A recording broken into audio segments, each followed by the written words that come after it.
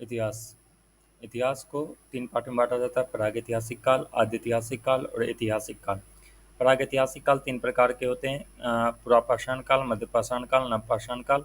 आद्यैतिहासिक काल में दो प्रकार के हैं: सिंधु घाटी सभ्यता, वैदिक सभ्यता। ठीक। और ऐतिहासिक काल तीन प्रकार के: प्राचीन, मध्यकालीन और आधुनिक।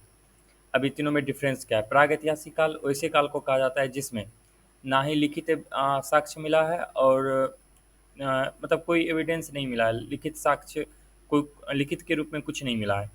आद्यैतिहासिक काल में आद्यैतिहासिक काल उसको कहा जाता है जिसमें लिखित तो मिला है लेकिन उसको पढ़ा नहीं गया है, अर्थात लिखित साक्ष्य मिला है जिसको अभी तक पढ़ा नहीं गया है। ऐतिहासिक काल उसको कहते हैं जिसमें लिखित साक्ष्य भी मिला है और उसको पढ़ा भी गया है। तो तीनों में तीनों का मूल डिफरेंस है।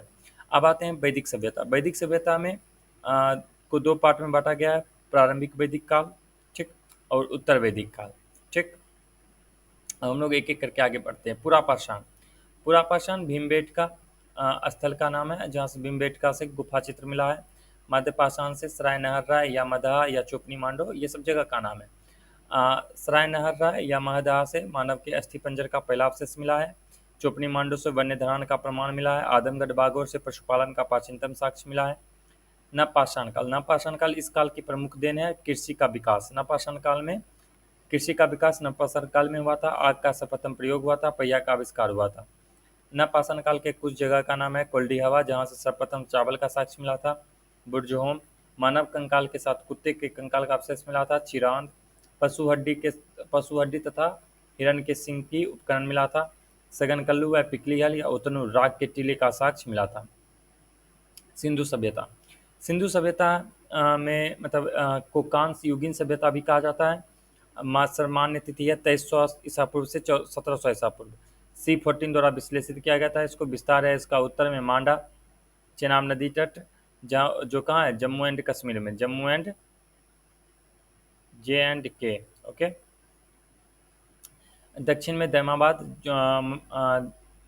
गोदावरी नदी तट जो महाराष्ट्र में है। ठीक। और पूर्व में आलमगीरपुर हिंडन नदी तट जो यूपी में है। और पश्चिम में सुतकांगेडोर जो दासक के तट पे है, जो पश्चिमी बलूचिस्तान में पड़ता है। सिंधु सभ्यता के महत्वपूर्ण स्थल: पहला है हड़प्पा। हड़प्पा का अवस्थिति मोंटगोमरी जिला, पंजाब, पाकिस्तान में है। रावी नदी के बाएं तट पर है। उत्खननकर्ता दयाराम साहनी है। वर्ष 1921 में इसको मतलब उत्खनन किया गया था। प्राप्ति: यहाँ से विशाल अन्नागार समाधान 837 मिला था। मोहनजोदड़ो अवस्थिति सिंधु नदी के दाएं तट पर लड़काना जिला में, पाकिस्तान। ठीक। उत्खननकर्ता रखालदास बनर्जी, वर्ष 1922 में यहाँ से मिला है। बृहत स्नानागार, विशाल अन्नागार, नर्तकी की कांस्य मूर्ति। लोथल अवस्थिति भोगवा नदी तट, अहमदाबाद, गुजरात। उत्खननकर्ता SR राव, वर्ष 1955 में हुआ था। यहाँ से 3 युगल समाधिकरण मिला था। डॉकयार्ड या गोदीबारा मिला है। मनके बनाने का कारखाना मिला था और हाथी दांत का पैमाना मिला था। नेक्स्ट है धौलावीरा। धौलावीरा का कक्ष कारण गुजरात, ठीक ना, कक्ष कारण गुजरात से मिला था। RS बिस्ट 1990 से 91। JP जोशी 1967 से 68। प्राप्ति: उन्नत जल प्रबंधन व्यवस्था, सलिकित जलकुंड, 10 चिन्हों वाला एक शिलालेख मिला था। ओके। नेक्स्ट है कालीबंगा। अवस्थिति हनुमानगढ़, राजस्थान में है। उत्खननकर्ता बीबी लाल BK थापर, वर्ष 1961 में। ठीक। नेक्स्ट है राखी गढ़ी। राखी गढ़ी घग्गर या सरस्वती नदी के तट पर है, हिसार, हरियाणा में। उत्खननकर्ता सूरजभान है। प्राप्ति स्थल: भारत में स्थित सबसे बड़ा संदर्भ स्थल है। ये बहुत ही फेमस क्वेश्चन है। भारत में सब स्थित सबसे बड़ा संदर्भ स्थल राखी गढ़ी। बनावली अवस्थिति फतेहाबाद, हरियाणा। उत्खननकर्ता RS बिस्ट, वर्ष 1973 से 74। प्राप्ति: पक्की मिट्टी की बनी हल प्रकृति। रोपर अवस्थिति सतलज नदी तट, पंजाब। उत्खननकर्ता यज्ञेश शर्मा, वर्ष 1953 से 56। मनुष्य के साथ पालतू कुत्ता दफनाए जाने के साक्ष्य मिले। नेक्स्ट जो हम लोग अब पढ़ेंगे वो पढ़ेंगे वेद। ठीक। हम लोग अब वेद पढ़ेंगे। वेद की कुल संख्या 4 है। संकलन करता है इसके महर्षि कृष्ण द्वैपायन, वेद व्यास। ठीक। और सबसे प्राचीन वेद है ऋग्वेद, और ऋग्वेद में 10 मंडल हैं। ठीक। ऋग्वेद के प्राचीनतम मंडल 2 से 7। ठीक। वेदत्रयी ऋग्वेद, सामवेद, यजुर्वेद को वेदत्रयी कहा जाता है। ऋग्वैदिक कालीन सबसे महत्वपूर्ण देवता हैं इंद्र 250 सूक्त, अग्नि 200 सूक्त। ठीक, बोगाज को ये अभिलेख में उल्लेखित देवता इंद्र, वरुण और मित्र और नाशत्य। वैदिक कार्यों की भाषा संस्कृत थी।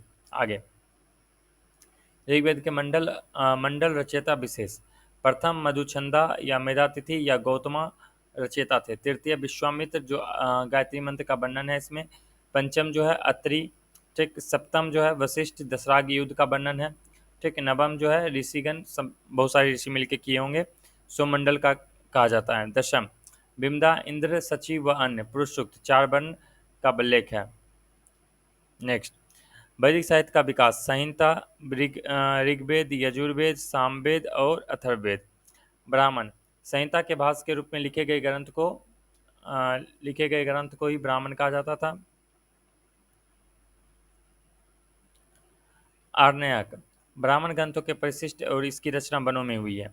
उपनिषद, आर्ण्यक का विशिष्ट भाग ये है, भारतीय दर्शन के स्रोत माने जाते हैं।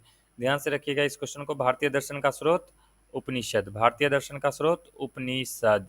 नेक्स्ट, वेद और उपवेद। पहला है ऋग्वेद। उपवेद इसका कुछ डाउट है, इसको थोड़ा सा ध्यान में देख लीजिएगा। ऋत्विक होता, संकलन ऋचाओं का संकलन। ब्राह्मण ऐत्रेय कौशिकी संख्यायन, आर्ण्यक ऐत्रेय कौशिकी विशेष। ऐत्रेय ब्राह्मण में राशि युग एवं सतयुग, त्रेता, द्वापर, कलयुग का वर्णन मिलता है। यजुर्वेद, उपवेद धनुर्वेद, ऋत्विक मतलब जो उसको पढ़ने वाला होता है, अर्धवयु, संकलन यज्ञ कर्म से संबंधित सूक्त, शाखा कृष्ण यजुर्वेद, शुक्ल यजुर्वेद। कृष्ण यजुर्वेद में काठक, कनिष्ठल, मैत्रेयनी, तैत्तिरीय। शुक्ल यजुर्वेद में कनव, वाजसनेयी संहिता या मध्य निंदन। ब्राह्मण तैत्तिरीय, शतपथ और आर्ण्यक तैत्तिरीय, मैत्रेयनी, बृहदरनायक। उपनिषद तैत्तिरीय, मैत्रेयनी, श्वेताश्वर, कठोपनिषद। ठीक, ईशोपनिषद और बृहदरनायक। विशेष, तमसोमा ज्योतिर्गम्य कथन बृहदरनायक उपनिषद से लिया गया है। ठीक, शतपथ ब्राह्मण में याज्ञवल्क्य, मैत्री संवाद, जलपावन की कथा, विदेक माधव की कथा, पुरूरवा और वर्षी आख्यान का उल्लेख है। बृहदरनायक उपनिषद में याज्ञवल्क्य गार्गी संवाद है। कठोपनिषद में यम नचिकेता संवाद का वर्णन मिलता है। स्त्रियों को यज्ञोपवीत धारण करने का अधिकार तैत्तिरीय उपनिषद देता है। सामवेद, उपवेद गंधर्ववेद, ऋत्विक, उद्दाता, संकलन गीतों का संकलन, शाखा कौथुम, रनायनीय, जैमिनीय। ब्राह्मण पंचवीस, छांदोग्य, जैमिनीय, षष्ठवीस। आर्ण्यक छांदोग्य, जैमिनीय, उपनिषद छांदोग्य, केन। विषय, छांदोग्य उपनिषद सबसे प्राचीन उपनिषद है। सप्तमसी उपनिषद, छांदोग्य उपनिषद सबसे प्राचीन उपनिषद है। सप्तमसी उपनिषद में कृष्ण का उल्लेख है। इसमें सत्यकाम, जावाल कथा, उदलाक, आरुणि व श्वेत केतु संवाद का उल्लेख है। ब्रह्मचर्य, गृहस्थ एवं वानप्रस्थ नामक 3 आश्रमों का उल्लेख छांदोग्य उपनिषद में है। अर्थवेद, अथर्ववेद। उपवेद शिल्पवेद है। ऋत्विक, ब्रह्म, संकलन, तंत्र मंत्र, रोग निवारक उपाय। शाखा सौनक और पिंपलाद। ब्राह्मण गोपथ। ठीक, नेक्स्ट, उपनिषद मुंडकोप, मांडुक्य और प्रश्न। विषय, मुंडकोपनिषद में सत्यमेव जयते का उल्लेख है। सबसे छोटा उपनिषद मांडुक्य उपनिषद है। नेक्स्ट, वेदांग 6 हैं। शिक्षा, निरुक्त, कल्प, छंद, व्याकरण, ज्योतिष। वैदिक कालीन प्रमुख नदियाँ एवं प्राचीन नाम। तो पहला है झेलम, वितेस्ता, चेनाब, चुनाव, आसिकनी मतलब चेनाब, आसिकनी, रावी, पुरुषनी, व्यास, विपाशा, सतलज, सतुदरी, गंडक, सदानीरा, काबुल, कुभा, कुर्रम, कुर्मू, गोमत, गोमती, घग्गर, दृजदती, स्वात, सुवास्तु। ठीक, तो ये यहाँ तक आज हम लोगों ने पढ़ लिया है। नेक्स्ट हम लोग जैन वाला कल स्टार्ट करेंगे। एक और यहाँ पे क्वेश्चन है, चारों आश्रमों का उल्लेख जाबलोपनिषद में किया गया है। जैन से हम लोग नेक्स्ट क्लास में देखेंगे। जय हिंद, धन्यवाद।